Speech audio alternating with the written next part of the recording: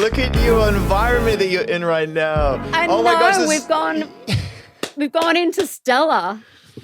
This is the best I could do, Kylie. This is the best I could do. I had to go for like the basic Marriott sort of beige curtain background vibes. That's the best I could do. I'm hoping those curtains are going to open and there'll be another reveal of something.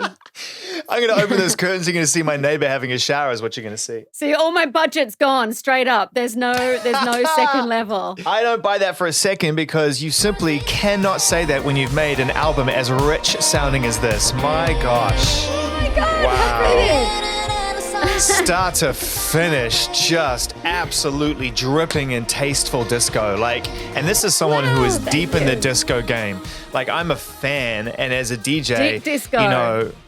Deep disco. I love it. I love crying on the dance floor. I love the emotion wrapped up in it, and I love the fact that you can really stretch out into your creativity in a way that is just so purely fabulous. That's what it sounds like to me. Just fabulous. That's awesome. I'm in that stage where just little by little, there's someone I meet like you that's heard the entire album. And to me, it's like, it's just so amazing. So I'm really moved right now. Oh, well, that's awesome. And that's why you do it. I mean, the way I look at music is you make it to express yourself, to be able to release something that you can't say normally. But then the reason that you release it is to know that you're not crazy and that you're not alone. Yeah, but what does make you feel crazy is trying to explain the music. If I'm out of breath, it's like I reckon we've just crunched the gear into fifth. And I haven't settled into fifth, but that's where I am.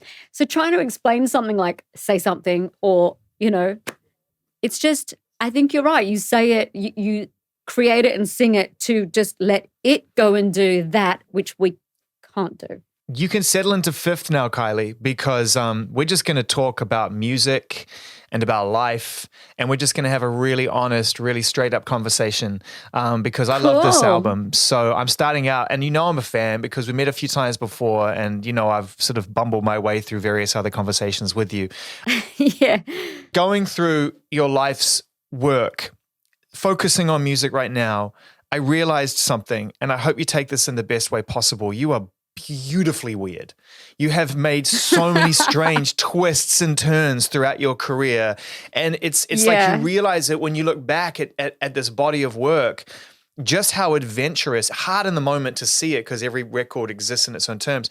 But to look back at the whole journey, you are an adventurer. You have been experimenting for a very long time. How does that make you feel? Well, it feels amazing to have that recognized because I guess, it's like, she's Pop Kylie. I am Pop Kylie, but I don't know, some of the turns I've taken when I've gone on to on my highway of music or pop or whatever we want to call it, sometimes I go in different lanes and sometimes I just go I turn off by the gas station or, go Hi, James Dean Bradfield. Great to meet you. Want to make some music? I mean, just brilliant, weird, awesome, suggestions. So, to have that recognized is amazing. And I think it only enhances the superhighway anyway, just to have a little break from being on that freeway or that highway. I love it. I mean, I assume everyone loves it. Maybe that's not true, but I certainly love meeting other people, working with other people, that unspoken thing between artists. You don't even talk about it, but you just feel like I just understand you a little bit, or at least I feel a bit more understood in the room with you. I don't know. It's a really cool thing because I think we're all just trying to figure it out ourselves, and working with other people, it feels like that's a great tool to not feel so alone in this wilderness. Totally. No, you're absolutely right. It's a microcosm experience to be in that creative environment, to be vulnerable with someone that maybe you barely know. You get to know them over the course of the process. And you're right, it enhances the universal human experience because if you can do that, we can do it as a massive group of people hearing this music. It brings it all together. As someone who has collaborated brilliantly throughout your life, what is important to a great collaboration in your experience? What have you learned that makes a great moment working with someone? I've got different answers going through my head, and none of them, there's not one that really nails it. It's various things. The unexpected, mutual respect, dream come true kind of stuff. I mean, yeah, all sorts of things. Who was the dream come true for you? Well, I had an almost dream come true, which was with Prince. I met him. I mean, Just a little part of me just melted. yeah.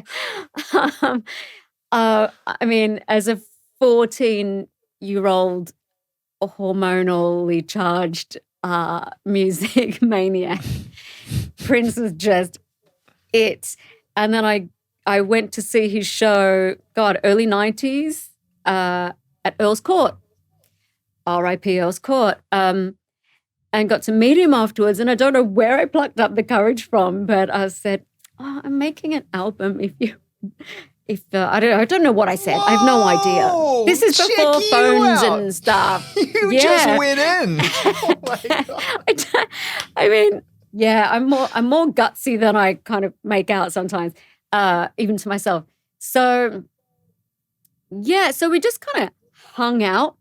Don't even know what that means. We hung out, and he kind of put me on the spot a bit. It was like, so where are your lyrics? And I was like, I don't. Where do you want your mic set up?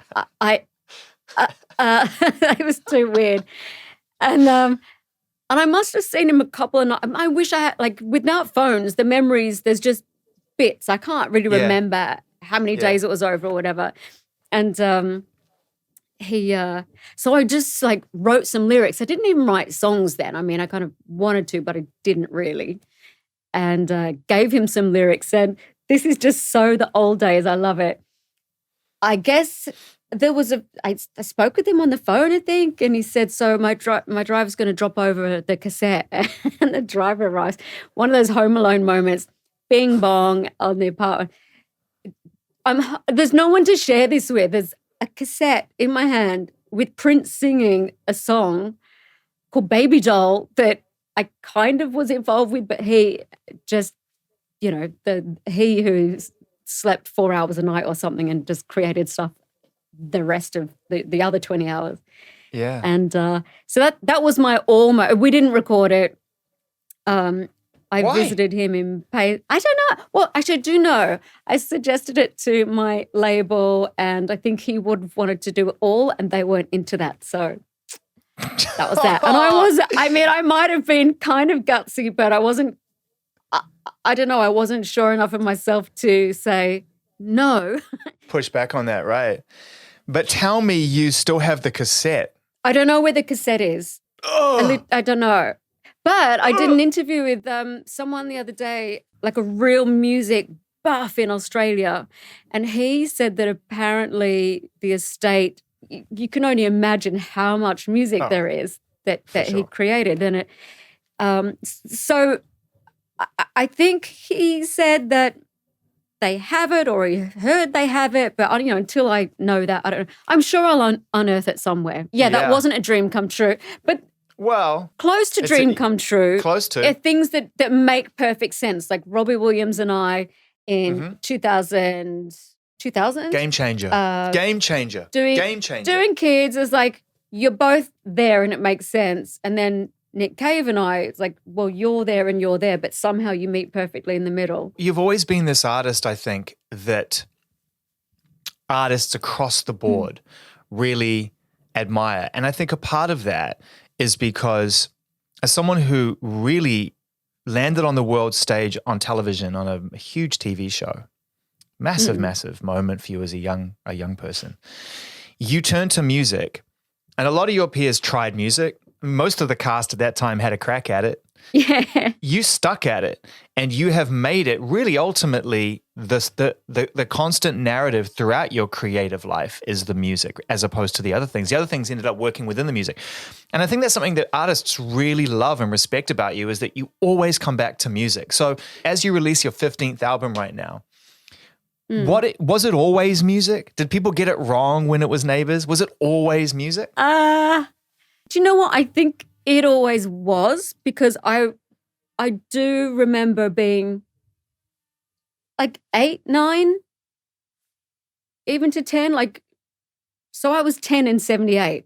And I've just have been talking about this with disco and my first, how it was just in my system.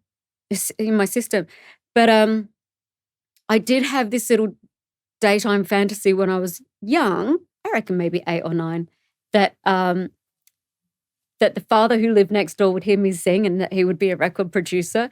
So I remember having that kind of, but I thought every kid had that. But then if you want to be the Ronaldo of the football world, you might think every kid wants, that was my thing. And I don't recall having the acting dream when I was younger. It was music. I don't recall having the fame dream either. I think I just wanted to sing. It took me a long time to get okay at it. I don't know about that. I mean, but so acting was not something that I pursued when I was 11. It just came through a friend of my mom's. They were looking for someone for a TV show. They asked my mother if she would take me and my sister in for the audition. What do we know about the acting world or anything? So off we trotted and I got the role. So I had that little bit of experience in TV, not because I was nagging my mum. I didn't go to stage school. I didn't do any of that stuff. But I did go to music class when I was 4 years old. So I think it was always music. I've actually never really told the story like that. But yeah, if I'm looking at, was it that one or that one, music would be the winner. Oh, wow. And you have given so much to music. I was just going through your records before we spoke because I need to remind myself. I mean, and by the way, just if I could sidebar for a second, one of my favorite songs is this banger, which is like, it's not even, this is such a banger. Oh my God, Wow is out of control. There's a little bit of Greg Kirsten there. Wow, he's a genius. I mean, I love Greg, but so we wrote that song. Oh, I love that song. So that was born in Ibiza. We were in this. Listen to it. It's so good. That was a little dream come true moment. And I remember the first time I heard that song, and you were still, I mean, everything you were putting out was smashing out the park. But the first time I heard that song, I was like, I have to play that song in my DJ sets. Like, immediately. So good. Yeah. I mean, I'm sorry, I just had to nerd out. But my point was, you were going to tell us a story about writing that song in Ibiza, so I'm not going to get in your way on that. Oh, only that, like Greg Kirsten is such a legend, but I've got this amazing memory of him. So I'd been ill. I had breast cancer. I did all my treatment. I came back and made an album. And I just wanted to give myself I just wanted to I was so eager for freedom and for to see the horizon and to try to have nice stuff around. And so I suggested, could we just go to Ibiza and do some writing there? And maybe they just felt sorry for me and said, okay, like, just give her a break, throw the girl a bone. And so, I got to go to Ibiza with Greg Kirsten and Karen Poole, who's an awesome writer, great pop writer, and she and I go back a long way as well. And so we rented this big villa that had this incredible view, and Greg, actually, the mic that he'd ordered didn't arrive, and so we used the kind of backup one he'd packed in his case. It was all a bit kind of homespun. Yeah. And the room that we would do the writing and recording in was his bedroom as well, which was just a big room with this, kind of almost 180-degree view. And it's Ibiza, it's boiling. No, you can't have the AC on when you're recording. So we're just sweltering. I think Greg had like trunks on or something or other. Anyway, so we would look at the view and there was this little island out there, and every day we would just go, wow. There it is. First of all, there are no mistakes in Greg Kirsten's world. That microphone was never in his luggage. He just wanted to get you in a situation where you're recording in a really homemade environment. Yeah, probably. very deliberate human. It makes total sense. The music that you released at that time, to me, in a weird way, was the start of this in a strange way. I feel like you've been on the road to disco from the moment that you got this new lease on life. That it was like, wow, like look what's ahead of me and look what I can actually go and do and the gift that I have. And I feel like this album is a genuine reflection of that and to some degree a stop on the road you've been on the whole time, getting to a point where it's just like arms wide open, staring at the sky, and I'll take it all. I'll take it all. Yeah. Give me the lasers, give me the lights, give me the floor that lights up, and just play, don't stop. Eternal, infinite. Just go, start to finish. And you are in such a great form, in such a great space. How did you get to this place where music and life were going to reflect each other in perfect harmony and you can make this really joyous record? When did you know this was what you were going to make? I knew, I know exactly when the seed was planted. And once it was planted, it wasn't going to go anywhere. It's hopefully just going to grow. So the album Golden was more introspective, dealing with stuff. Absolutely loved going to Nashville and having my 2 weeks there writing. I learned you just being there and being with the peeps there. It's like osmosis. You just absorb kind of lessons that you Music City didn't even know you needed. It's like you're drinking it.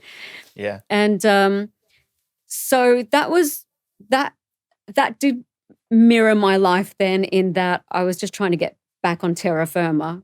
Just go, wow, that was just a really human experience I went through that anyone can relate to, and deal with a breakup, tail between my legs. What was I thinking? How did I get it so wrong? Move on. So I'm always cautious to say it wasn't a breakup album. I was reclaiming my sense of self and just kind of confronting, okay, that was that. I can see clearly now. That's what that album was about. And so for this one in 2018, backtrack a bit. In 2018, I did the Golden Tour. So it had that kind of, obviously the country influence and the loose narrative that no one really needed to fully understand at the show, but it was there, was we had this imaginary world. It's like, imagine Donna Summer is in LA, but she's got a gig at Studio 54. She's got to get to that night, but the flight's cancelled. So they get on a bus. So it's this journey. They go via Nashville. Now they're in a bar. They're in there, and they end up at Studio 54. So we had this the final section of the show pre the encore, which was Studio 54, and it was our fantasy version of what it might be like and what we can put in trucks and tour around. And it was just the coolest place to be. It was just, all the dancers had characters. They were all like, we had Elton John there. We had, a version of Grace Jones, Andy Warhol. Again, they weren't like kind of clown versions, but it was just to kind of get the spirit. So I knew then, even though I was promoting Golden Album, that this was a really nice place to be. You wanted to stay there. You wanted to stay in I wanted Studio to stay 54. there. And then in 2019, I did the Greatest Hits tour, so we kind of kept that section. And then at that point in time, I was like, I can't wait to get back in the studio. I know we can't fit the hits in a show anymore, but I want to go back in the studio. So to your point about the album being kind of future looking, I feel like that's where I'm at the moment. Life's pretty good. I mean, 2020 is its own thing. But in my little world, making this album, it was good. I just wanted to. I think you explained it much better than I just did. No, it's. I mean, what it sounds like to me is an artist who is taking control of your narrative and deciding that actually as you said, there's a future. There's a lot to look forward to and a lot of things to Because I And do there's feel a whole lot that we don't know and you Yeah. can't explain. Hence the Starfield. It's just, you can grab onto something at certain points in time, but you just don't know. So try to enjoy the glow that you can feel at any point in time. That's right. And it's got to be in the moment, and you have to appreciate the moment as best you can. Really hard. It takes a huge amount of practice. And I mean, there are people who spend, their entire lives sitting alone on the top of a mountain to try to get to that level, to ascend to that level. It's not easy for us. That's totally bypassed me. Wow, that's incredible. Yeah.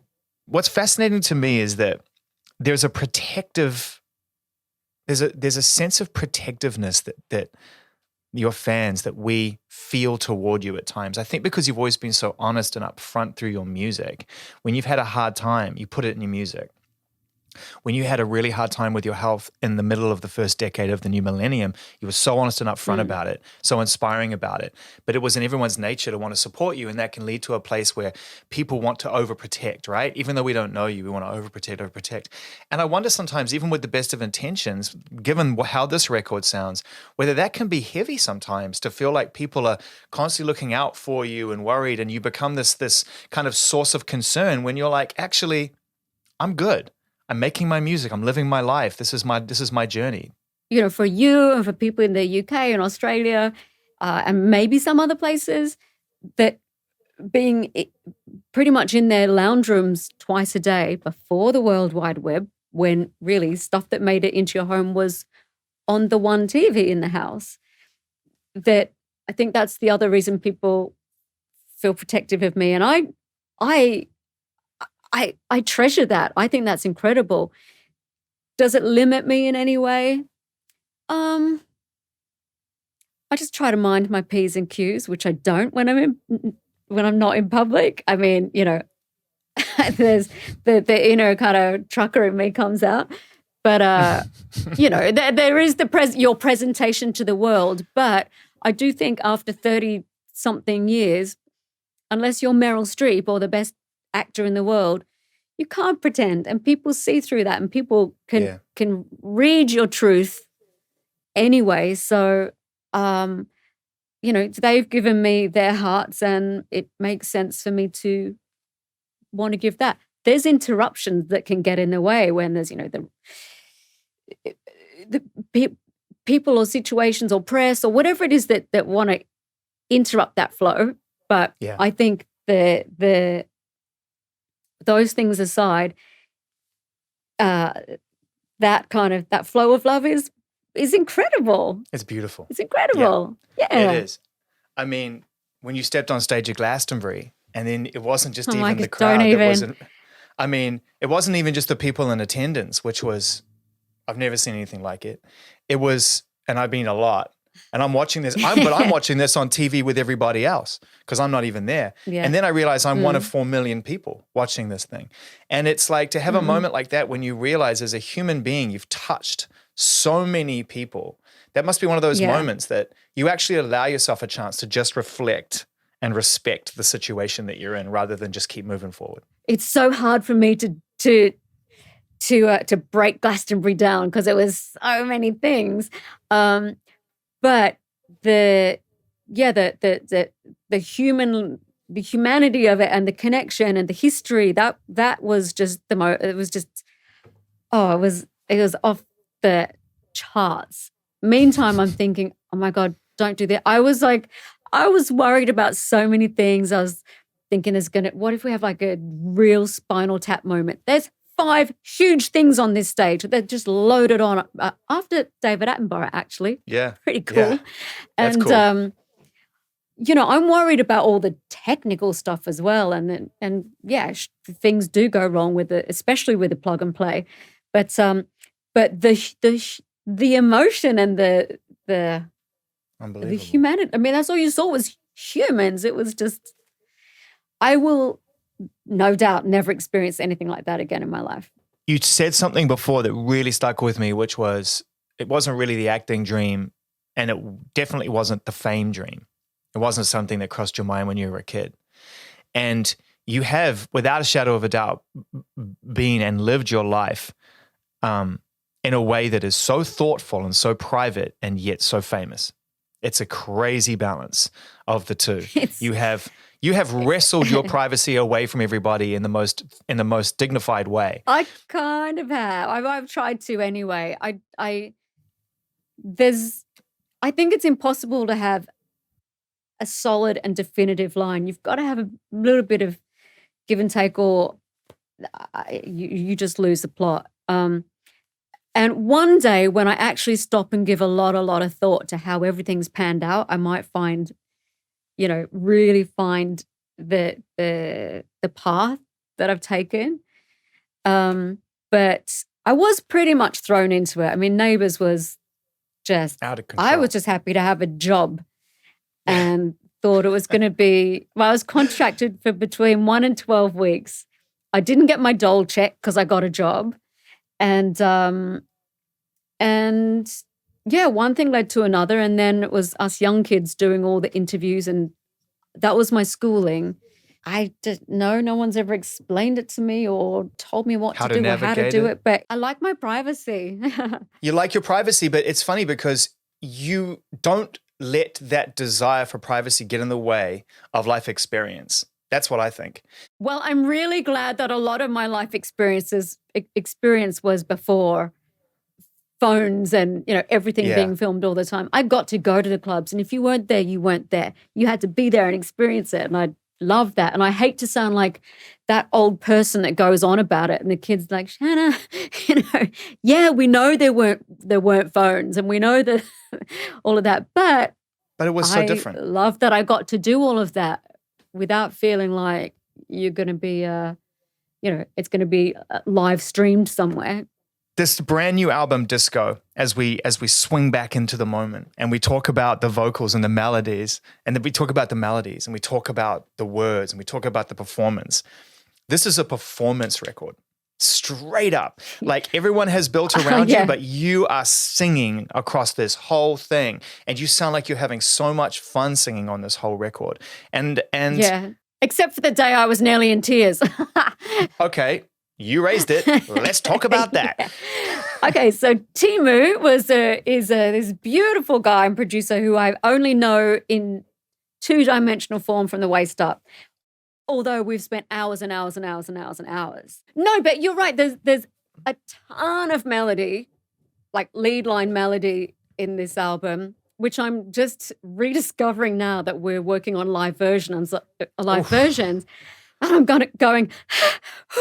Yeah, you got your work cut out for you. Yeah, and we just had a rehearsal the other day, and I was with two BV singers. So, and I just had to stop and kind of make myself feel better. I said, "Did you feel at any point in that, like, that your solar plexus or your diaphragm or something's just going, squeeze the line, just get to the end." Kylie, they're paid to agree with you. They're paid to agree with you. They're going to be like, oh, yeah. It. Oh, that's tough in there. Whoa, that was a tough one. And you think then they went to put the kettle on and went, weakling. That was like the easiest vocal I've done all day. What's she talking about? Out of the game for too long. Exactly. Yeah. Tons of melody, tons to do. I think having just toured and really just, I think I've always loved touring, but I think I finally know what I'm doing, even though there's always that space that you don't, because there's just always stuff to learn and new things to do, but just actually feeling mostly confident and loving it. So I think when I'm recording now, I'm already thinking, what's the live version going to be? You don't know which song's going to be a single. You don't know which one's going to hit. That's so cool. It's so cool that you've worked that out at this point. I mean, because I've seen you perform multiple times and you seem in your element at all times. I think we forget as fans that there is this inbuilt vulnerability about performance, that there's this sense of really laying yourself bare in front of people. And I think that we forget that. And so for you to get to a point now where you're like, actually, it's more looking forward to it than worrying about it, it is kind of testament to the hours you've put in, I guess, and the life experience. I appreciate it and I love it so much that I've got that experience now. You've got the stuff that you just have to do it and get it in your system, and then have have your box of tools that when that goes wrong and that goes wrong and that goes wrong, which tool do you get out to fix it in the split second? But we all forget that the mistakes are that's to some degree what the we all mistakes are love. normally the best parts. That's I the mean, best I've had so many moments where I've come off stage and got. What's the most epic fail of all time that springs to mind?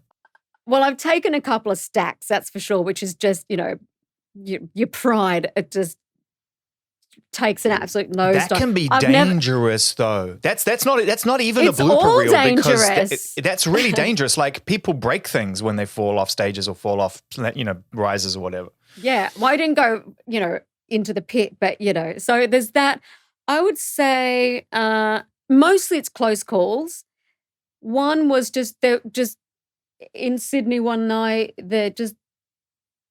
You're waiting for your cue from band leader, and nothing's happening. So I just turn into a stand-up, as best I can. I'm like, oh, hey, yeah, hello, madam. Yes, you. You're looking fabulous. Blah blah blah.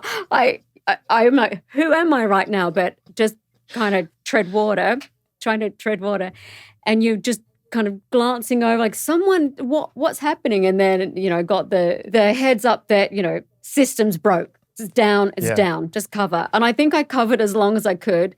And I think I was in a showgirl outfit, so it just felt really wrong. Like if you're in a bit more casual, you could kind of be a bit more, I don't know, like you're at a club or a pub, I don't know, but it was just like she's meant to be really kind of buttoned up, grand or something. Yeah. And I think in the end I just said, well, okay, we've got to, I'll be back. And I just had to me and my feathers trotted off really sad. The facade's just gone. Everything just falls apart. Gone. And of course you don't know, is it ever going to come back on, or is that anyway, it comes back. I go back out. Baz Luhrmann was there that night, who we all adore. And he goes, I said, oh, I'm so sorry. I'm so embarrassed that part. He said, that was my favorite part. I thought that was the best. Because you get to chat with the audience and blah, blah, blah. So yeah, nothing where's wood. Nothing that Is that before Moulin Rouge? It was after Moulin Rouge. So I was going to say that was your audition for Moulin Rouge. Yeah. The other one that was quite close was the Fever Tour in 2002. And the opening section, I come up in the big cyborg kind of thing, and my arms, I'm holding the mic, but my arms are there, and it's semi-automated, the thigh panel goes, that one goes, the arm, the head, and finally I can get to the first line. No, it didn't.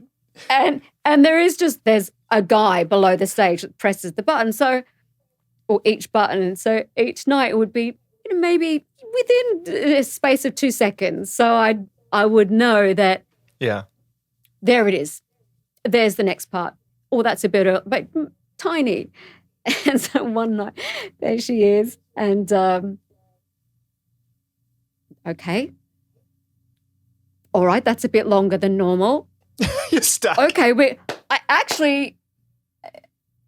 I was thinking, oh no, this is going to be the moment that there's been this incredible, just spinal tap. Here she is. Pure spinal tap. And I just thought they're just going to have to go.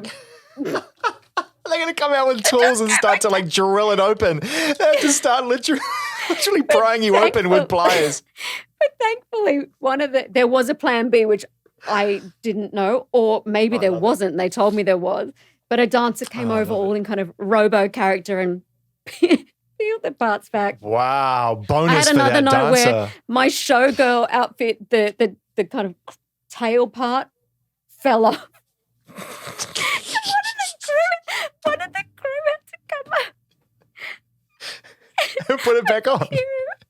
I was dying. I was like, this is just 50 Shades of Wrong. This should not be happening. 50 Shades of Wrong. So this bloke comes up on the stage. He's like, huh? What? And it this structure kind of juts into something that's built on the corset. I mean, it's a contraption, those outfits. Yeah. And I could just hear his voice down my mic. It went, it's Brooke. Well, I can't do the rest of the show and strut around without the tails, And I think just kind of Oh managed my to. God. I don't remember. Maybe I gave him my mic and because I kind of knew the action of it anyway. Yeah. Also, when it goes wrong, not in a live situation, but maybe not wrong with the record, but not exactly right.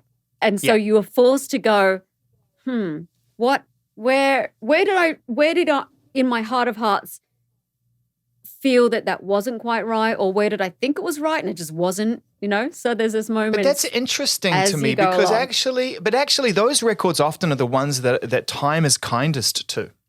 Because if you fall in love with something in the immediate moment, people will love this disco record. It's so incredibly endearing from the get-go. But some of the stranger times, some of those moments you've been a bit more experimental, I think time has been kind to those moments. And I think that they afford you the chance to experiment. Do you know what I mean? Yeah. And just the mention of time, you've reminded me of something else, that in wrapping up this album and me just being a details maniac, and now that I have a mic in my house and I can say, I just want to try that, but I'll send it to you tonight. And when do you stop? And I spoke with my A&R right before it was like, this is it. It's being sent. It's done. And I'm always nervous at that point. And he said a really cool thing. He said, man, it just, it marks a point in time, doesn't it? And it just made me feel so much better. I thought, he's right. Oh yeah, it does. He's right. We could keep going and then it will mark a different point in time. But at this point in time, this is the record we've made. What are you going to do live-wise this time? How are you going to disco it up? Because it's so artistically orientated, this project, that the cover perfectly speaks to the music. And then to take that live again, you ended the last tour in Studio 54. Is that where you're going to start again? Pretty much. It is it's a dreamscape right now of the idea of touring. If, when, how, if, when, why, what. But my vision I have, whether this would come to be or not, is usually the concert is, I've never performed in the round. So I've always been here and we want you to look at what's going on. We want you to feel it too, but we want you to look at it. But I feel like there's parts of what this tour would be with a lot of this album and then dipping into all the, whack slow in there, whack wow in there, whack, other parts that fit into this Bangers, world. I think is the word you're looking for. And just have like the biggest disco ball ever made. And I just would love the idea of a show where almost like people don't feel like they have to look at what's going on stage. We're just all at a big nightclub. It's a club. I don't know, like totally. This, basically this, but just, just how awesome they would have felt listening to Donna Summer, Love to Love You, best record, just, my dream of dreams. But yeah, that's how I would like to. You've made a record to do that, though. It is such an honest and really faithful modern interpretation of what it feels like to let yourself go in a disco environment. It is such a unique thing to do. It's a combination of emotion and joy that disco really, really brings to life when you get it absolutely right. Yeah, and some of the best disco, as we know, is really sad. And it's dressed in sequins and it's lit with colored lights. And of course, disco's history is rooted in the need and desire to have a place to express yourself and be yourself without judgment, or not be yourself. I mean, whichever way you're inclined. Or invent yourself. Yeah, and I think, Studio 54 it will forever be a source of inspiration for so many people. It's revolutionary music, actually, when you actually think about it. I mean, it was invented at a time. It was sexual revolution music. It was racial revolution music. It was class revolution music. It was music that was designed for people who were outsiders to go to a place where they could feel as one. Yeah, that's what it was invented for. Creating their own worlds and drugs, a lot of drugs, and a lot of drugs. We didn't have that at our Studio 54. Actually, there were one iteration of the stage design had the moon and the spoon, and I said, you cannot do that. Like, I draw the line. You can't do that. We never got the story about the tears. What was going on when you were trying to record your vocals and you were in tears? So, yeah, it finished. The bulk of the album was done in lockdown. So I was like, I had the bit between my teeth, and I realized I had two like very basic bits of equipment that I could plug into my laptop and get on GarageBand, which I did, which Amazing. I had never done before. So, The but it seems best. so that's prep school for me. Oh, but it's not though. That stuff is incredible. I mean, Haim made an entire album on GarageBand. I mean, it's one of the cool things about it. Totally, their debut album. And what's really cool about that stuff is that when you actually take that step, that leap, you realize it's just the ideas. It's a tool for your own creativity. I know people who have mastered that stuff, and I know people who are so naive at that stuff, and they both make great records. Yes, you're absolutely right. So I did that. Then we ordered all the stuff, and Timu was so helpful. Timu Brunella. I was meant to come to LA to do a writing session largely with him. That was in March, so that didn't happen. And then we were setting up to do remote writing sessions. Hadn't even really thought about remote recording. I mean, it was just going to be writing.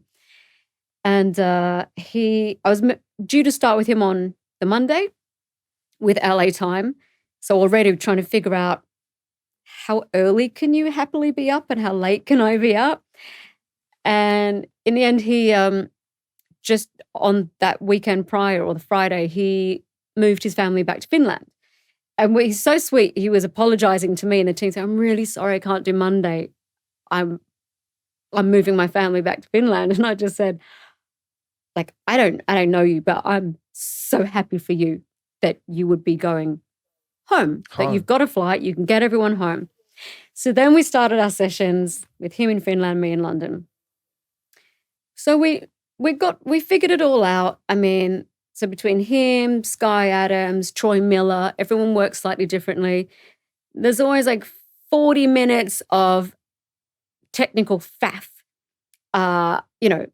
buffer rates and what's the previous guy's setup been and how, like, just faff, right?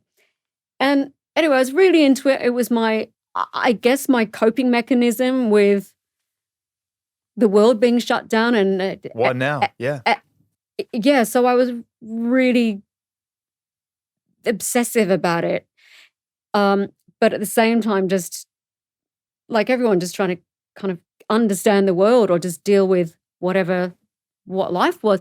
But I was home alone a lot. And at a certain point, the pressure, I'd exhausted myself. I just go, do it, juggling schedules, basically, managing the whole thing myself with do that. And there was definitely a day where a song called Miss the Thing, which, and I will always try to fight through, I'll always do my best, but I just cracked that day. I said to T, and he could see it. I mean, he could just see it. The tears didn't fall, but he could just see that I tried, I kept trying to get this vocal, and I was just so tense and upset and just felt completely drained. And I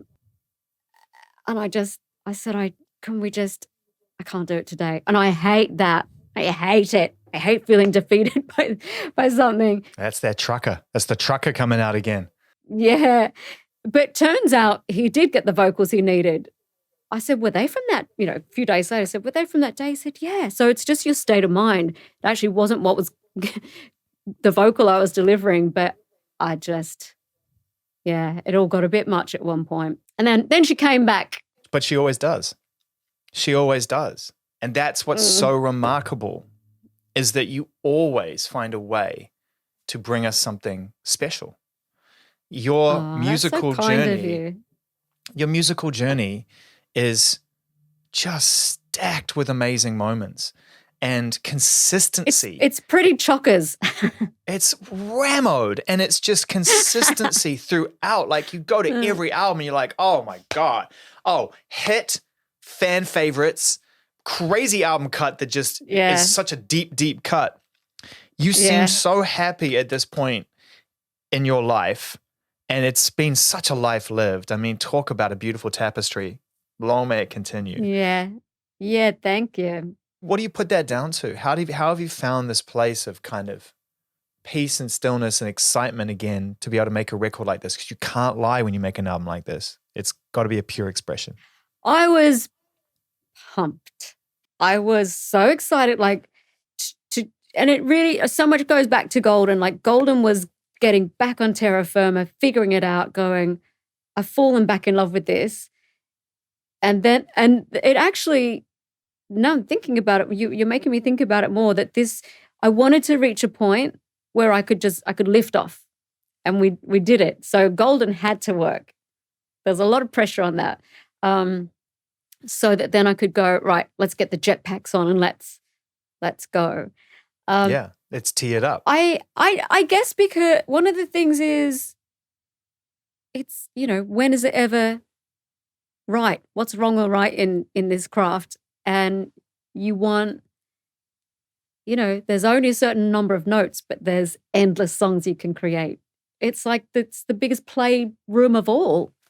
So I can't help it. I love it. And I try, and I love the challenge part, the trying part, to reach different places, to get better, to do something different, new, and exciting. I'm curious and tenacious. I can't believe our time has come to an end. It has been I can't believe it. Flown by at a rate of knots, let me tell you. I hope to see you again really soon. I can't promise you the Starscape. It might just be my lounge wall next time. I've made a strong first impression, but I might not be able to maintain it.